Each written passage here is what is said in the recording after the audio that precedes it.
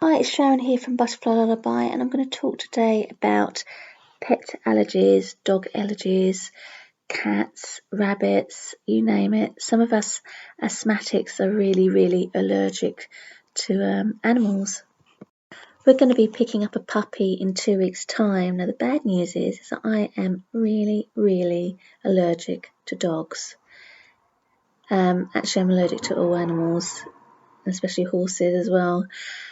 But I can actually combat this. We did have rabbits for a long time, and I managed to control it with the rabbits, getting off my inhaler, etc., by just changing my diet. I mean, that's the amazing thing. If you do lots of research on asthmatics and how they've managed to, get healthy lungs, etc., you'll find a lot of them just change their diet. Dairy, for me and for a lot of other asthmatics, has a huge impact on asthma health. It creates allergy. If you think of it this way, if you're consuming animal products and you're allergic to animals, it's going to have an effect, isn't it? So, I mean, what I would suggest to anybody that's getting a pet that wants to try and combat their allergy is to keep an asthma diary and just write in what you're eating every day and how you feel on that day with the foods you're eating. That's how I've managed to figure out what makes me ill, and dairy for me is the big number one problem, that and preservative foods as well.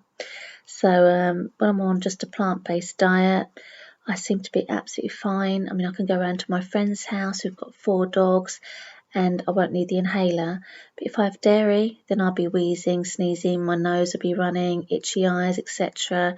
So I know that once we get this dog, Doodle, I'm going to have to be really good with my diet and not come off the wagon, because otherwise I'm going to get sick, which I don't want to do, and I don't want to get back on the inhaler because I've been off the inhaler now for some time now and I'm doing really well.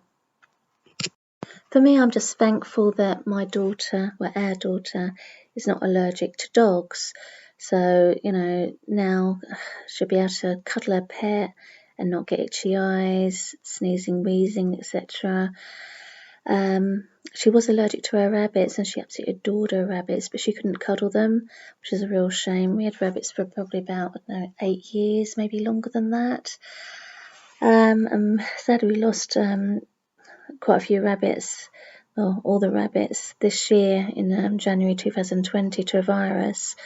So that really upset Melody. So I just thought, well, I'm going to have to bite the bullet and get her a little puppy, a little dog that she can cuddle and, be her companion. Okay, so I'm going to sign off for now, but what I will say is that I'm going to keep updating my YouTube videos on how I get on with the pet allergies with our new puppy once we pick up the puppy in 2 weeks' time. This is going to be quite a challenge for me. I'm going to have to stick to this diet because I know we'll get ill if I don't. It worked with the rabbits, so I'm really hoping it's going to work with the dog as well. I know it works when I go around to visit family and that, if I keep to my diet, so I'm sure I'm going to be okay.